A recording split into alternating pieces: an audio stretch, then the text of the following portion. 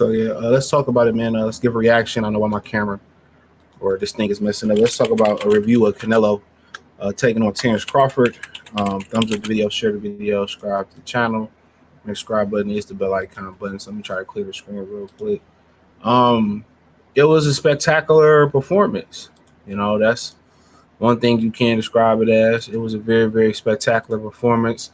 You know, Crawford, you know, some questions that you didn't know as far as the conditioning, as far as see if he can take the punch, how good his defense was. And, you know, I was wrong. You know, I thought Canelo Alavrez, at some point when the smaller guy slowed down, that he would be able to catch him. But, you know, for the most part, people say, oh, you flat-footed. I knew he was going to do it. I knew he was going, you know, at the end of the day, I seen dudes talking about, yeah, I knew, and they ain't bet no real money on it. But in reality, you know, Bud's conditioning, Bud's strength, Bud's ability to get respect at the weight, the year to take off, to build the body, to endure the punishment, to maintain the speed. And early on, you know, in that first round, he didn't throw fast. It appeared Canelo was a little bit faster, but Crawford was playing with him. Crawford threw 2 real fast punches in the first round, and the 2 that landed. Other than that, I think he was just trying to gauge Canelo and lull Canelo in. But after that second round, he really started, you know, he started using his speed, his movement. I'm pretty sure a lot of they camp probably had him really moving his legs. So to be able to move at almost 38, to be able to move at that age, at 38 years old, the way he did for 12 rounds with the weight on there, you know, people say, oh, the extra weight might be too. I think it gave him more energy. I think it put more years on his career. You know, that's my opinion. I think the extra weight put more years on his career because he's not burning muscle and he's not burning fluid in the brain. The question was, how was he going to put the weight on? And it looked like he put it on correctly. It sounded like everything they said he put it on correctly. But you see Jamil Charlo, which, you know, he put the weight on. He just threw it on. He didn't put it on the right way. Terence Crawford took a year, put it on, probably, you know, stayed sharp in the gym. You know, they probably sparred a bunch, worked a lot. And, you know, everything was good. The conditioning was good. He wasn't too bulky. You know, he, you know, was lean, not a lot of water weight. And he invested, I believe he invested into his body. That's my opinion to it. I feel like he invested into his body. You know, he spent the money, you know, dealing with Victor Conti. He got a strength and conditioning coach. I was listening to what he said. He said that, you know, Bud didn't question the program. He followed the program to the T and did what he's supposed to do.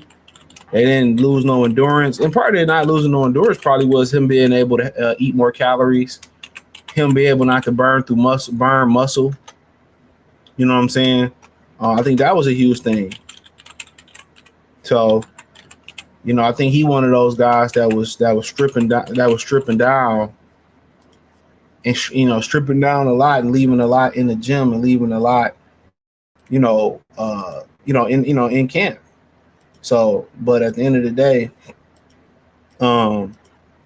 you know, he came to win. His mentality was different. A lot of these guys, they I don't know if it was the spotlight. I don't know if they just don't have the threshold for pain like Crawford did, but Crawford came to win.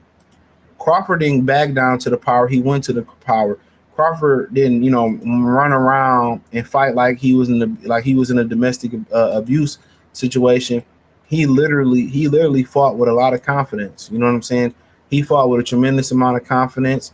He fought, you knew he wasn't playing when he started throwing that jab. You know, I think, you know, Canelo is so used to, people, being scared of his power and being scared of the moment and being scared of the, the lights in the arena. And Bud went to the fire. Bud went right to the fire. You know, that's a fact. Bud went right to the fire. He went right to the fire. And then, he didn't run away. And when he retreated, and people say, when he retreated, the whole thing about him retreating was, I feel like, to me, I think it was to make Canelo work. His retreat was to make Canelo work. That's what I think it was. It was make Canelo pick up his legs, you know. And even when Canelo got him in the danger zone in the corner, Canelo couldn't get his timing down. He was too slick, too slippery. Um, you know, and he had to worry about what was coming back. But the thing about it wasn't the fact that Crawford was hurting him when coming in. It wasn't the fact that he had to respect him. He couldn't find him. That was the problem. He couldn't find Terence Crawford. And when you can't hit something, especially when you can see it and you can't hit it, that becomes a problem. He literally couldn't hit it. No, did he? He legitimately couldn't hit. He legitimately couldn't hit Crawford. He could see him, but he couldn't hit him. And now that was the frustrating thing about it. And then, what Crawford did was he swam without getting wet. He was able to hit him without getting hit. And when that happened, when Crawford was able to touch him without getting hit, I think that was the most disheartening thing. I think him not being able to hit Crawford, but when Crawford was able to touch him without him being able to hit Crawford, I think that's the frustration that you've seen. Crawford was not only, making him miss and hit him, Crawford was catching and shooting. Crawford was catching and shooting.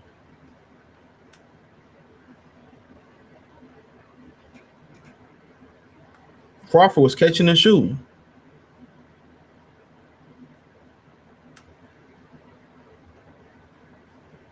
That was the beauty thing about it. He was catching and shooting.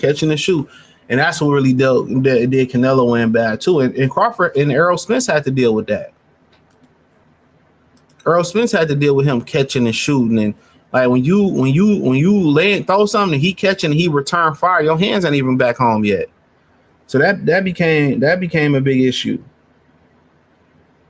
But I think overall for Canelo, Crawford didn't fade. He won the early rounds. He won the middle rounds. And Canelo, he liked to step it up when his opponents fade. He made Canelo work. All 12 rounds, he made Canelo work by staying ahead of Canelo. He made Canelo work by staying ahead. So Canelo is able to usually walk guys down.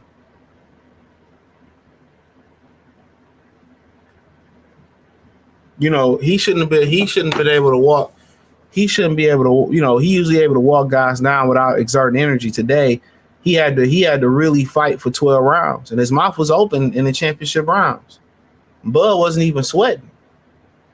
That's something that I don't think a lot of people even paid attention to. Bud wasn't even sweating.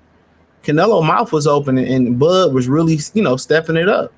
And it was kind of a conflict in the corner. All of them, Khalid Saud and them, and Bomac was asking him to box, and Crawford, wanted to really stamp it. And I think honestly, it was a great mix between what Crawford felt and what the team wanted. He needed to stamp himself in that fight because and we talk about this in another video. They tried to take it from him. So that 9th round rally, that 11th and 12th round that he had, they were trying to take that fight from that boy. So I think Bomac gave him great instructions. He was like, man, I don't think he ahead, but we need these rounds. And that was great instruction. And I think the danger zones, I said, if Crawford was up 4-2, 5-1, and he was up significant in the first half of that fight, the most dangerous rounds was 7 and 8. And when he made it out of 7th and 8th, and he knew that then once he made it out of 7 8, the final stance for Canelo was going to be 9. It was going to be 9. 7 and 8 was the dangerous rounds. 9 was the most dangerous rounds. That was the most dangerous rounds for him. 9. He knew it. And look how he came out in the 9th round. He set the tone. He knew what I was saying was facts. 7 and 8 was danger if he was up in the first 6 rounds. 9 was the final stance for Canelo. That was the final stance. If he made it out of round 9, it was over with. And guess what? He made it out of round, he dominated round 9. And they were saying, well, don't exchange, but he had the exchange to get those rounds. And his defense was so good. His foot placement was so good. He kept his leg outside of Canelo's lead leg. You know, his defense was good. He knew exactly what they studied Canelo to the T. Not only did they study Canelo, they knew how to defeat him. And Canelo can't figure out that, hey, I need to throw a jab. I need to change the speed of my punches. I need to throw 3 or 4 shots, one big shot. You ain't going to beat a guy like that. With great feet or no great feet, you ain't going to beat a great guy like that going 1 shot at a time, 1, 2 shots. He caught them all. In the exchanges, Crawford was more creative, you know, and then Crawford wobbled him in the 11th. That was more conditioning. Then as you got 9, you got 10, 11, 12, you knew Crawford was feeling it. You didn't know Crawford. You didn't just feel that Crawford was feeling himself because of the exchanges. You felt that Crawford was feeling himself because he was going to the body. And I think that was the ultimate sign that he was done in this fight. When Crawford felt confident enough to start tagging that body, I think that's it. I'm going to say why people don't go to Canelo's body is because Canelo is a great counterpuncher. And the ultimate sign that I feel like the ultimate final stamp of approval that Crawford didn't fear Canelo power. And at that point, it had faded. It wasn't the exchanges. It was when he started going to the body. That's my opinion. When he started really touching Canelo's body, he started hurting him to the body too. You know, I think that was the ultimate sign. Like, okay, I don't fear your power. That's it. Because the counterpunch with a counterpuncher with some power is dangerous because it's a punch you don't see and he can punch. So it was a tremendous fight. Thumbs up the video, share the video, subscribe to the channel. Next subscribe button is the bell icon button. Hit all notifications, increase your chance to get notifications. We go live and drop video. Follow me on X, Instagram, Spotify, Anchor, Cash App, Venmo, PayPal, Amazon, Kick, Twitch, the whole 9. Appreciate the love, support. Let me know what you girls and guys think in the comment section. You can follow me on X everywhere. Peace.